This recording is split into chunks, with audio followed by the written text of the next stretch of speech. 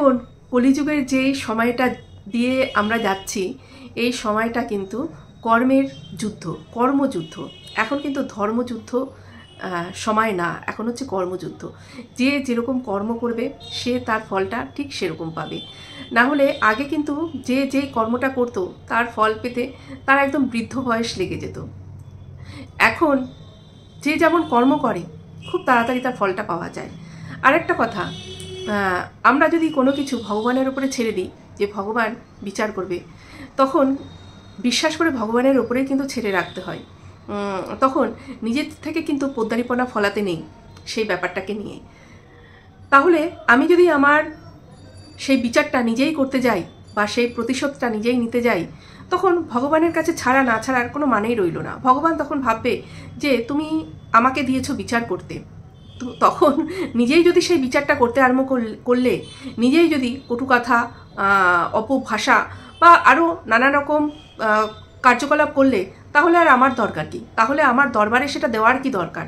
তখনই ভগবান সেখান থেকে মুখ ঘুরিয়ে নেয়। তার জন্য তোমার সঙ্গে যে খারাপ করবে, সেই খারাপের প্রতিশোধ নেওয়ার জন্য তোমাকে নিজেকে ময়দানে নামতে হবে না, ভগবানের চরণে দিয়ে রাখবে। সেই ভগবান দেখবে এমনভাবে সেই প্রতিশোধটা, মানে কর্মের যেই ফলটা দিয়ে দেবে। ভগবান তো আর প্রতিশোধ নেবে না, কর্মের ফলটা তাকে দিয়ে দেবে। সেটা সবাই দেখতে পাবে, সেটা সবাই দেখতে পাবে।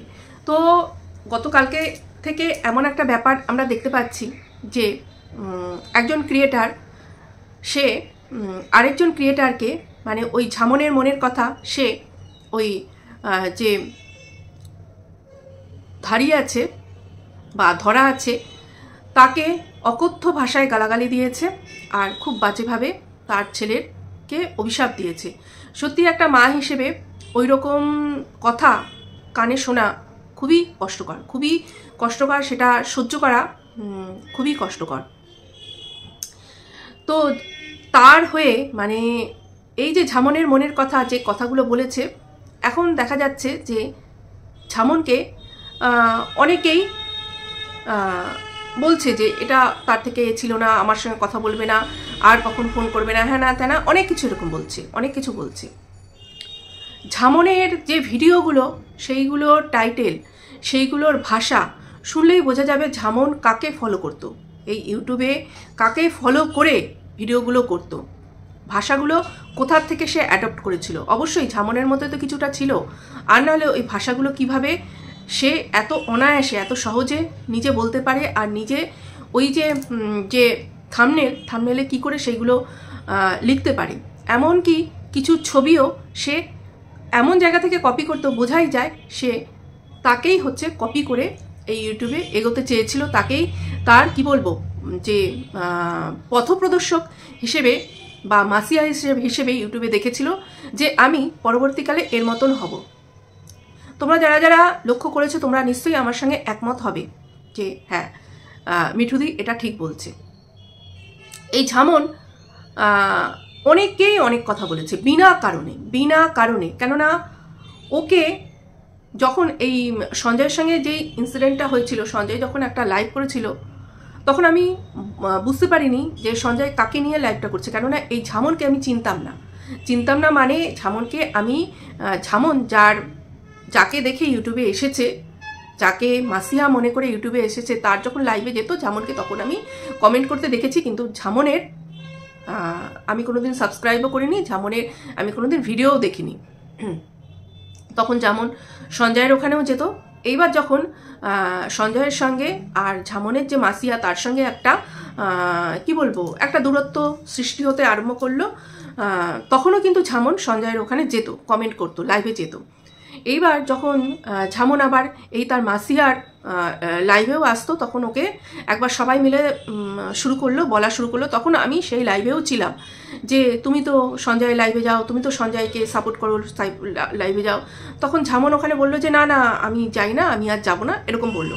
তারপর থেকে ঝামন একদম পুরোপুরি ঘুরে গিয়ে সে সঞ্জয়ের এগেনস্টে এরকম তখনও ভিডিও করে না। তারপরে বোধহয় ওই যে একটা কমেন্ট এসেছিল, কমেন্টের ভিত্তি করে ওই রকম একটা হলো, মানে ওটা হওয়ারই ছিল। কেননা ঝামন ওই যে তার মাসিয়া লাইভ থেকে ঠিক করে নিয়েছিল, মানে একদম ডিটারমাইন্ড হয়েছিল এখন থেকে আমি আমার যে মাসিয়া তার কথা মতনই চলবো, মানে তার কথা মতন মানে তার পথ দেখানো রাস্তাতেই চলবো। আমি সঞ্জয়ের লাইভেও যাব না, সঞ্জয়কে হেট করা আরম্ভ করব এবং সঞ্জয়কে যারা যারা পছন্দ করে বা সঞ্জয়কে লাইক করে, সঞ্জয়ের লাইভে যায়, তাদেরকে আমি অ্যাটাক করব। এটাও মাথায় একদম বসিয়ে নিয়েছিল। নিজে যদি স্বতন্ত্র না থাকো, নিজে যদি গ্রুপবাজি যেখানে হবে সেখানে তো স্বতন্ত্র যেই বোধটা সেটাই থাকবে না, তুমি স্বতন্ত্র হয়ে কাজই করতে পারবে না। তো যাই হোক, এরকম যখন হলো, সঞ্জয়ের যখন ওই লাইভটা হলো তখন আমি জানতাম না যে কে এই কোন ব্যক্তিকে বলছে, আমি অন্য একজনকে ভেবেছিলাম। যাই হোক, সেটা হলো। পরবর্তীকালে দেখা গেল ঝামন এমন এমন কাউকে অ্যাটাক করছে যারা সঞ্জয়ের লাইভে যায় এবং সঞ্জয়ের যে এখনকার কাজ সেটাতে সাপোর্ট করে। তো ঝামন তাদেরকে অ্যাটাক করা আরম্ভ করলো, আর ভীষণ বাজেভাবে অ্যাটাক করতো, ভীষণ বাজেভাবে। সেটা আমি সঞ্জয়ের ছেলেকে নিয়ে আর সঞ্জয়কে নিয়ে আমি সেটা দেখে অবাক হয়ে গেছি যে নিজেকে নিজে যে শিক্ষিত বলে, একজন টিচার বলে, তার মুখের ভাষা এইরকম, তার মুখের মানে এইরকম বিকৃতি করে সে ইয়ে করছে, ভিডিও করছে, এরকম ফ্রাস্ট্রেটেড মহিলা। তখনই আমি ভেবেছিলাম এর ভেতরে কোনো একটা ব্যাপার আছে, এ কিন্তু সুস্থ মানুষের নয়, মানে মস্তিষ্কের নয়, এনার ট্রিটমেন্টের দরকার আছে। ওই ভিডিওটা দেখেই আমি বুঝেছিলাম। সে গোলাপি রঙের লিপস্টিক লাগিয়ে মানে এরকম বিয়েবাড়ির একটা সাজ দিয়ে কি বিভৎসভাবে ভিডিওটা করেছিল, আমার এখনও সেই মুখটা, সেই রূপটা মনে আছে। তো তারপরে আমার খুব এক প্রিয়জন, খুব এক কাছের বোন, সে ইউটিউবে নেই, তার সঙ্গেই একমাত্র আমার কথা হয়, ফোনে কথা হয়। সে আমাকে বলল, আর আমাকে যদি কেউ কিছু বলে তো তার কষ্ট হয়, আমি এটা দেখেছি, আমি এটা ফিল করেছি, এবং শুধু তার না, এরকম অনেকের আছে, কষ্ট হয়। এমনকি জেবাদি এমন একটা মানুষ, সে যখন শুনেছিল যে কেউ একজন আমার ঘরের মানুষটার সব ডিটেলস বের করে নিয়ে কাউকে দিয়েছিল, ক্ষতি করার চেষ্টা করেছিল, সেই কথাটা শুনে জেবাদি এমনকি কেঁদেও ফেলেছিল, আমাকে একটা মেসেজ করেছিল, ভয়েস মেসেজ হোয়াটসঅ্যাপে করেছিল। মানে ভাবি যে এই মানুষগুলোকে পেয়ে আমি ইউটিউবে কতটা, মানে আমি লাকি যে এইসব মানুষগুলোকে আমি পেয়েছি, যে আমার এরকম মানে আমাকে নিয়ে চিন্তা করে বা আমার পরিবারকে নিয়ে চিন্তা করে। তো যাই হোক, আমার যে ওই প্রিয় একজন বোন আছে, সে আমাকে বলল যে দিদি তোমাকে এরকম করে ধরার লাইভে খুব বাজে কথা বলেছে। আমি বলছি তাই? বলছে হ্যাঁ। কিন্তু সেখানে ও এটাও বলেছে যে ও বলেছে, মানে এই ঝামনের মনের কথা বলেছে, কিন্তু ধরা আর যে দুই ধরা ছিল, দুই পৃথিবী, ওরা কিন্তু কিছু বলেনি, ওরা হেসেছে অবশ্যই, কিন্তু ওরা কিন্তু তোমাকে নিয়ে কিছু বলেনি। তো ওরা সত্যি কথা ওরা বলবেও না, কেননা বিশেষ করে আরেক পৃথিবী আমাকে ভালোভাবে চেনে, অনেক আগে থেকে আমাকে চেনে, যে ধরার সঙ্গে আমার কোনো রকম সেরকম কোনোদিনও কোনো কিছু হয়নি, মানে কোনো কিছু হয়নি মানে কি এই যে ওর ভিডিও দেখা বা ভিডিও দেখে কমেন্ট করা এইসব হয়নি। কিন্তু আরেক যে পৃথিবী আছে তার সঙ্গে কিন্তু আমার ওই দুর্গাপুরের যে পৃথিবী আছে তার সঙ্গে কিন্তু আমার ও প্রথম যখন ইউটিউব করে তখন কিন্তু আমার বেশ ভালো একটা ছিল। পরবর্তীকালে ও যে এইরকমভাবে চেঞ্জ হয়ে গেল, মানে সেটাও একটা অবাক কাণ্ড, যে ভিউসের জন্য এইরকমভাবে চেঞ্জ হয়ে যেতে পারে মানুষ। ওকে প্রথম যখন ইউটিউব করে তখন যেরকম দেখেছি, তারপরে ভিউসের জন্য এইরকম চেঞ্জ, অবাক হয়ে গেছি আমি। যাই হোক, মানুষের নিড থাকলে, চাহিদা থাকলে মানুষ হয়তো এরকম হয়, তো এরাও তাই হয়েছে। এদের যদি নিড হয়তো না থাকতো তাহলে হয়তো এরা এরকম হতো না, আমি এটাই মনে করি।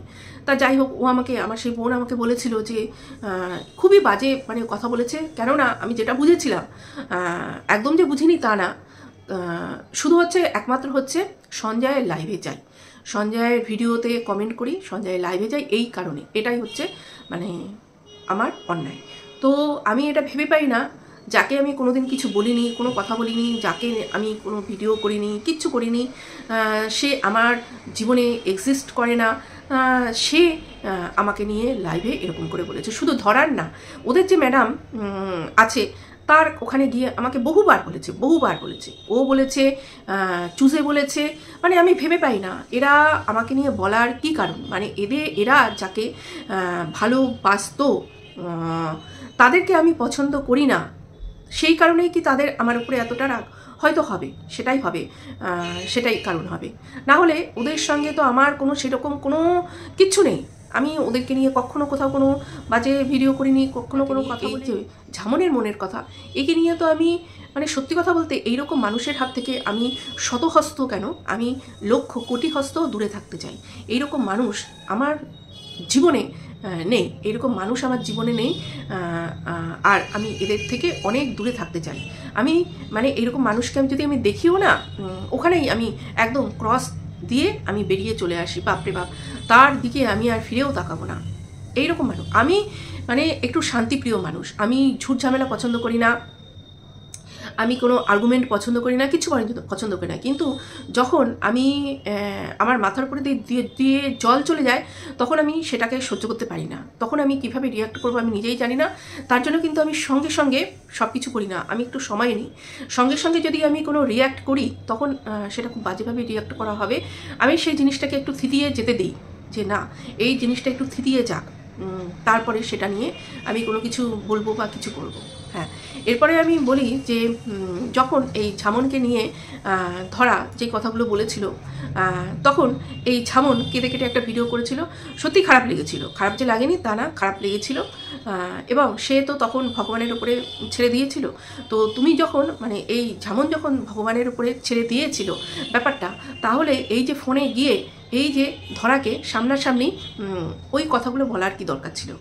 ওই রকম গালাগাল, বাপরে বাপ, কি জঘন্য গালাগাল, কি জঘন্য গালাগাল, বাপরে বাপ। তারপরে হচ্ছে তার ছেলে নিয়ে ওই রকম, ওই বাপরে কি অবস্থা! কোনো মায়ের সামনে কেউ এরকম বলতে পারে?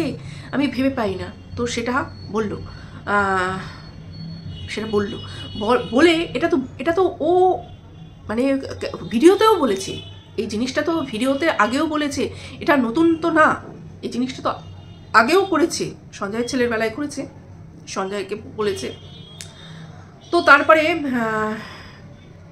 এই ধরা যে জিনিসটা করেছে, এই জিনিসটা কিন্তু একদম ঠিক করেছে। ধরা নিজে এইটা শোনার পরে নিজে কিছু না বলে সে যে সব ঈশ্বরের উপরে ছেড়ে দিয়েছে, ভগবানের উপরে ছেড়ে দিয়েছে, এইটা কিন্তু খুব ভালো একটা কাজ করেছে। আমি বলবো যে যাই বলুক, যাই করুক, নিজে বিচার করতে যেও না, নিজের শাস্তি দিতে যেও না, নিজের মুখ খারাপ করে কাউকে কিছু বলতে যেও না। সবটা ঈশ্বরের চরণে একদম মনে প্রাণে দিয়ে রাখো। মানে তাকে তার সামনে বসে তোমার মনে যা আছে সেটা বলে তার চরণে দিয়ে রাখো, যে তুমিই বিচার করো। সেই বিচারটা কিন্তু খুব তাড়াতাড়ি হবে, আর সেই বিচারটা সাংঘাতিক হবে। আগে বলে না ঈশ্বরের মানে ভগবানের লাঠিতে আওয়াজ হয় না, এখন কিন্তু আওয়াজ হয়, আর খুব জোরে জোরে আওয়াজ হয়। সেই আওয়াজটা সবাই শুনতেও পায়। এখন ভগবানের লাঠির জোর এতটাই আওয়াজ হয়। তো কি বলবো, এ তো প্রথম থেকেই এইরকম ছিল। আজকে যারা একে নিয়ে এতটা দেখাচ্ছে যে এর সঙ্গে সম্পর্ক ছেদ করলাম, এইরকম কি করে করতে পারলে, আর কখনো ফোন করবে না, হ্যান করবে না, ত্যান করবে না, এরা কি আজকে নতুন দেখলো একে এটা করতে? নতুন দেখেনি, আগেও দেখেছে, এবং সেখানে গিয়ে তারা মজা নিয়েছে, হাততালি দিয়েছে, বেশ করেছো। যখন লাইভে গিয়ে ওরকম করতো, তখন অনেকেই এর কথায় খুব কথা ভালো লাগতো, একে হাততালি দিয়ে একে এগিয়ে দিয়েছে, অ্যাপ্রিসিয়েট করেছে, খুব ভালো বলেছো, তোমার মতন এরকম আর কজন বলতে পারি, তোমার মতন এইরকম আর কজন দিতে পারি অপরদিকে যারা আছে তাদেরকে। তখন কিন্তু তারা বলেনি যে তুমি এটা ভুল করছো ঝামন, তুমি একজন শিক্ষিত মানুষ, তুমি একজন টিচার, তুমি এরকম করে কিন্তু বলতে, তোমার মুখের ভাষা ঠিক করো, তোমার এরকম করে বলাটা ঠিক হচ্ছে না। আজকে কেন তাদের মনে হচ্ছে যে ও ঠিক করেনি? আজকে কেন মনে হচ্ছে? হ্যাঁ, গ্রুপবাজিতে একটা লেগেছে, গ্রুপে একটা লেগেছে। গ্রুপের মানুষদেরকে যখন বলা হয় তখন তাদেরকে সেটা খুব লাগে। কিন্তু অন্য অপর দিকের মানুষরা, তারা তো মানুষ না, তাদের মন বলে কিছু নেই, তাদের কষ্ট হয় না, তাদের দুঃখ হয় না, তাদের সন্তান নেই, তাদের মা নেই, তাদের কেউ নেই। তাদেরকে বলতে পারি, তাদেরকে বলার সময় হাততালি দিতে পারি। হ্যাঁ, আর এই গ্রুপবাজি যতদিন চলবে এইরকম হতে থাকবে। আর যতদিন এই পার্সোনাল যাদের সঙ্গে ফোনাফুনি কলাকলি এইগুলো হতে থাকবে, ততদিন এইরকম হবে, হতেই থাকবে, এগুলো কেউ বন্ধ করতে পারবে না। ইউটিউবটা আমি ভেবে পাই না, ইউটিউবটা যখন আমরা খুলেছিলাম আমরা কি ভেবেছিলাম যে আমাদেরকে হেল্প করবে, আমাদের হয়ে ভিডিও করবে, আমরা একটা গ্রুপে থাকবো, আমরা এই কজন গ্রুপে থাকবো, তার জন্য আমরা ইউটিউবটা খুলেছি? নাকি ইউটিউবটা আমরা খুলেছিলাম, নিজেরা খুলেছিলাম নিজেদের মতন করে ভিডিও করব, তার জন্য খুলেছিলাম। এখন কন্ট্রোভার্সি এমন হয়ে গেছে, ইউটিউব খুলে গ্রুপবাজি করে মানে এমন এক একজনের ভিডিও দেখলে বোঝা যায় যে এরা নিজেরা আগে থেকে ঠিক করে নেয় যে কি থিমে আমরা কথা বলতে চলেছি এবং কি বলতে চলেছি। না হলে একজনের ভিডিও 5 মিনিট 10 মিনিট অন্তর নামে এবং একই থিম, একই কথা, একই সব কিছু, কী করে সম্ভব? কি করে সম্ভব? এটা যদি আগে থেকে ফোনাফোনি করে না ঠিক করা হয় তাহলে তো এটা সম্ভবই না। তো এই গ্রুপবাজি, এই ফোনাফোনি, এই ভেতরে গলাগলি, সেইগুলো যদি বন্ধ না হয় তো গলাগলির পরে এইরকম কাটাকাটি, খাওয়াখাই, মারামারি এইগুলো হবেই, গালাগালি, নিজের পরিবারকে ছেঁড়াছিড়ি। আর আমি ভাবি এদের জন্য, এই সব মহিলাগুলোর জন্য এদের ঘরের হাজব্যান্ডগুলোর কি জ্বালা, হাজব্যান্ডগুলোর জ্বালা। সত্যি এই ভদ্র মানুষগুলো, ভদ্র লোকগুলো যারা জানেই না তাদের মানে ওয়াইফরা বসে বসে এরকম ধরনের করছে, এরকম ধরনের মানুষকে গালাগালি দিয়ে যাচ্ছে, এরকম ধরনের মানুষকে যারা তাদেরকে কোনোদিন চেনেইনি, তাদের ব্যাকগ্রাউন্ড জানে না, তাদের পরিবার সম্বন্ধে জানে না, অথচ তাদের সম্বন্ধে কি বাজে বাজে জঘন্যতম ভাষা দিয়ে যায়, জঘন্য কথা বলে যায়। আর তারপরে যখন হাজব্যান্ডরা জানতে পারে তখন তাদের সত্যিই সংসার করা অতিষ্ঠ হয়ে ওঠে। যেটা কালকে বুঝতে পারলাম, ঝামনের ভিডিওতে বুঝতে পারলাম পুরোপুরি যে তার হাজব্যান্ড তাকে নিয়ে বিরক্ত, তাকে নিয়ে তার কার্যকলাপে একদম বিরক্ত। তো ওকে আমি দেখেছি, ওর চোখ মুখ আমি দেখেছি। এখানে রুনা যেটা বলেছে একদম ঠিক কথা বলেছে, ওর কাউন্সেলিং করানো দরকার। আর সবথেকে বড় কথা, ও যে ডিসিশনটা নিয়েছে ইউটিউবে না থাকা, আমার মনে হয় একদমই ঠিক করেছে। ও যদি পারে, আমার তো মনে হয় পারবে না, ও আবার ইউটিউব করতে আসবে, কেননা আসবে আমার মনে হচ্ছে। কিন্তু ওর এখন যেই ওর কন্ডিশন, মেন্টাল কন্ডিশন, তাতে আমার মনে হচ্ছে ওর ইউটিউব না করাই উচিত, এই সব কন্ট্রোভার্সি বা এই সব কথা ওর না শোনাই উচিত। তো এখান থেকে একদম আমার মনে হয় চ্যানেল ডিলিট করে দিয়ে চলে যাওয়াই উচিত। তাহলে ও যেই পরিস্থিতিতে আছে সেই পরিস্থিতি থেকে ও বেরোতে পারবে, কাউন্সেলিং করে সেখান থেকে বেরোতে পারবে। আর নাহলে এখান থেকে বেরোনো ওর খুব মুশকিল, দিনে দিনে ওর অবস্থা আরও বেশি খারাপ হবে। আর যাকে বলেছে, এই ধরাকে বলেছে, তাকেও আমি বলবো, দেখো কম কিছু করনি, তো এবার বলবো আস্তে আস্তে একটু নিজেরাও একটু চেঞ্জ হও, নিজেরাও একটু ভালো ভিডিও করো, ভালোভাবে কথা বলো। যদিও ইদানিং ভালোই ভিডিও করছিলে, কিন্তু আরও বলবো নিজেকে আরও ইমপ্রুভ করো, আরও ভালোভাবে ভিডিও করো, দেখবে সব ঠিক হবে। নিজেদেরকে চেঞ্জ করতে হবে, সবার আগে নিজেদেরকে চেঞ্জ করতে হবে, তারপরে অন্য কিছু। আর নিজেরা বিচার না করে, নিজেদের মুখের ভাষা দিয়ে বিচার না করে ঈশ্বরের উপরে ছেড়ে দাও, ভগবানের উপরে ছেড়ে যখন দিয়েছো তাদের উপরেই ছেড়ে দাও, তারাই বিচার, মানে ভগবানই বিচার করবে। নিজেরা ওই খোদার উপরে খোদ্দারি করতে যেও না, তাহলেই সেটা অন্যরকম আকার নেবে। তখন ভগবান ভাববে যে আমার উপরে ছেড়ে দিয়ে নিজেরাই তো বিচার করতে বসেছে, তাহলে আমি আর এদেরকে কেন হেল্প করব। আর এই যে গ্রুপবাজি, এই যে মানে কি বলবো, এই ফোনাফোনি, এইসব করতে করতে একদিন সব কিছু শেষ হবে। এই যে এত বন্ধুত্ব, এইগুলো যখন বেশি কোলাকুলি হয়, বন্ধুত্বে তখনই ছেদ হয়, বন্ধুত্ব তখনই নষ্ট হয়। মানে দূর থেকে একটু বন্ধুত্বটা রাখলে বন্ধুত্বটা বেশি দিন পর্যন্ত যাবে। ওই মানে বেশি দিন খাবো বলে ওই একটা কথাই আছে না, যদি বেশি দিন খেতে চাও তাহলে কম খাও, যদি বেশি দিন ধরে খেতে চাও তাহলে কম খাও। তো বন্ধুত্বটাও যদি বেশি দিন ধরে রাখতে চাও তাহলে ওই গ্রুপবাজি আর ওই ভেতরে ফোনাফোনিটা একটু কম করো, তাহলে দেখবে সুন্দরভাবে ভিডিও করতে পারবে আর অনেক দিন ধরে বন্ধুত্বটাও টিকবে। আর একটা কথা, কন্ট্রোভার্সি করো সবাই, কিন্তু এই যে ভেতরে ঢুকে গিয়ে খবর নিয়ে এসে কন্ট্রোভার্সি যতদিন চলবে বেশি দিন চালাতে পারবে না। দেখছো তো কন্ট্রোভার্সির অবস্থাটা কী হয়েছে। ওই ভিডিও দেখে যদি কন্ট্রোভার্সি করতে পারো তবে কন্ট্রোভার্সিটা চলবে, আর নাহলে যা নোংরা জায়গায় গেছে এর একদম শেষ পর্যায়ে চলে এসছে। ওই যে আবার বললাম যে এখন হচ্ছে কর্মযুদ্ধ চলবে, যে যেরকম কর্ম করবে সে সেই রকম ফল পাবে। বুঝতেই পারছো আমি কি বলেছি। আর এটা কিন্তু আমার কথা না, কুম্ভমেলায় একজন মহিলা অঘরী এসেছে, তো ওই মহিলা অঘরীর কাছ থেকেই আমি শুনেছি এই কথাটা। এখন এই কলিযুগের এমন একটা সময় যাচ্ছে যেটা হচ্ছে কর্মযুদ্ধের সময়, না কি ধর্মযুদ্ধ।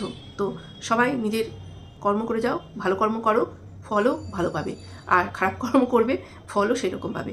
টাটা বন্ধুরা, ভালো থেকো, সুস্থ থেকো, টাটা।